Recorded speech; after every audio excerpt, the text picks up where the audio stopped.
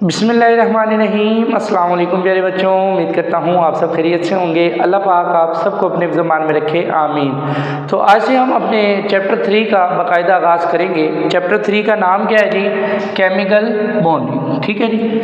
तो आज हम सबसे पहले इस चैप्टर में एक बेसिक कॉन्सेप्ट और एक बेसिक से क्वेश्चन का आंसर ढूंढेंगे कि एटम्स जो हैं वो केमिकल बॉन्ड क्यों बनाते हैं।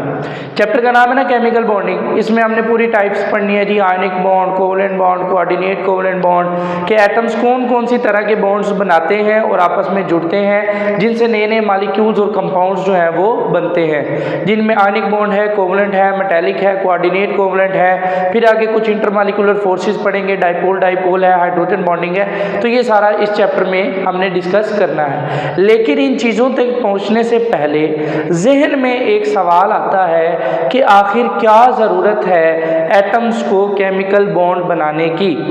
तो ये वाला जो वाई है, इस क्वेश्चन को क्लियर करना बड़ा ज़रूरी है। तो आज के इस लेक्चर में बेटा हमने सिर्फ यही समझना है कि एटम्स केमिकल बॉन्ड क्यों बनाते हैं। तो क्वेश्चन है why do atoms combine with each other, कि एटम्स एक दूसरे के साथ कंबाइन क्यों होते हैं, या फिर why do atoms form chemical bond, तो एटम केमिकल बॉन्ड्स क्यों बनाते हैं। बेटा सादा सी रीज़न है इसकी, atoms form chemical bond to lower their energy and to become more stable.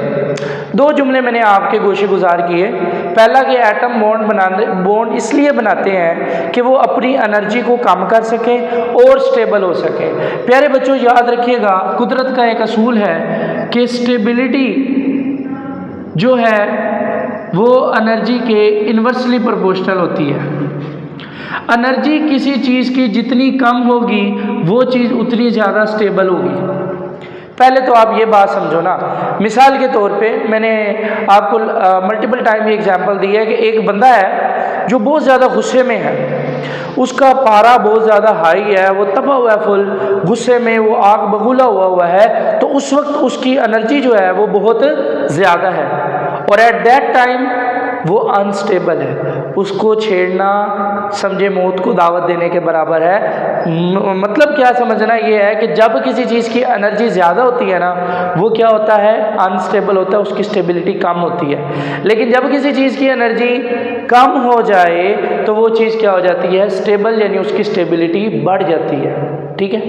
तो एक बात याद रखनी है कि एटम्स अपनी एनर्जी को लो करते हैं केमिकल बॉन्ड बनाकर। एनर्जी लो करने का मकसद क्या होता है, स्टेबिलिटी हासिल करना। अब जहन में सवाल आया कि स्टेबल होना क्यों ज़रूरी है। बेटा याद रखना, दुनिया की हर चीज़ जो है ना वो स्टेबल होना चाहती है। मैं एग्जांपल आप पे छोड़ता हूँ। आप स्कूल आते हैं, तालीम हासिल करते हैं, अच्छा लिबास पहनते हैं, अच्छी चीज़ें सीखते हैं। आप ऐसा क्यों कर रहे हैं? आप ऐसा इसलिए कर रहे हैं कि आप पढ़ेंगे, सीखेंगे कि मुस्तकबिल में कुछ बन जाएंगे, अपने पाँव पे खड़े हो जाएंगे, या सादा अल्फाज में कहूँ आप स्टेबल हो जाएंगे। आप इंडिपेंडेंट होना चाहते हैं, आप स्टेबल होना चाहते हैं लाइफ के अंदर, आप अर्निंग करना चाहते हैं ताकि आप अपने फाइनेंशियल प्रॉब्लम्स जो हैं उनको खुद रिजॉल्व कर सकें। तो जैसा कि आप स्टेबल होना चाहते हैं, सेम उसी तरीके से कायनात की हर चीज़ कोशिश करती है कि वो स्टेबल हो जाए। एटम्स भी स्टेबल होना चाहते हैं और एटम स्टेबल होने के लिए क्या करते हैं, अपनी एनर्जी को कम करते हैं। और एनर्जी कम करने का बेस्ट तरीका ये है कि वो आपस में केमिकल बॉन्ड बनाते हैं। अब नेक्स्ट बेटा सवाल ये जहन में आता है कि एटम्स अपनी एनर्जी को कम कैसे करते हैं, या सादा ज़बान में एटम स्टेबल कब होते हैं या उनको स्टेबिलिटी कब मिल जाती है। तो उसका बेटा जवाब है, this is achieved by combining with other atoms and completing their duplet and octet rule in the outer most shell.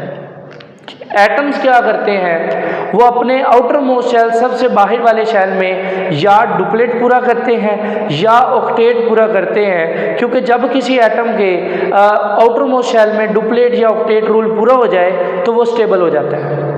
ठीक है। और ये कहानी आती है नोबल गैसेस से। जब नोबल गैसेस ग्रुप 18 जो है आपका, जिसमें आपके पास helium, neon, argon, krypton, xenon और रेडोन है, ये नोबल गैसेस हैं। जब इनकी केमिकल प्रॉपर्टीज़ को स्टडी किया गया तो पता ये चला कि ये किसी से केमिकल बॉन्ड नहीं बनाती। नॉर्मल कंडीशन में ये बिल्कुल स्टेबल होते हैं। तो स्टेबल क्यों थे? जब हमने इनकी कन्फिगरेशन देखी तो इनके आखिरी शेल में, आउटर मोस्ट शेल में, या तो 2 इलेक्ट्रॉन थे, वो हीलियम के होते हैं, और आगे सबके आखिरी शेल में 8 इलेक्ट्रॉन थे। अगर आखिरी शेल में 2 इलेक्ट्रॉन हो तो बेटा उसको हम डुप्लेट रूल कहते हैं, और आखिरी शेल में 8 इलेक्ट्रॉन हो तो हम उसको ऑक्टेट रूल कहते हैं। तो इसकी डेफिनेशन भी मैं आपको साथ ही करा देता हूँ। Attaining of dash electrons in the outer most shell is called dash rule. ठीक है जी, ये मैंने आपको एक जनरल डेफिनेशन दे दी है। मिसाल के तौर पे अगर आप इसमें 2 पुट करेंगे तो ये डुप्लेट रूल बन जाएगा, और अगर आप इसकी जगह 8 पुट करेंगे तो बेटा ये ऑक्टेट रूल बन जाएगा कि आखिरी शेल में 2 इलेक्ट्रॉन हासिल करने को डुप्लेट रूल कहते हैं, और आखिरी शेल में 8 इलेक्ट्रॉन अटेन करने को, हासिल करने को ऑक्टेट रूल कहते हैं।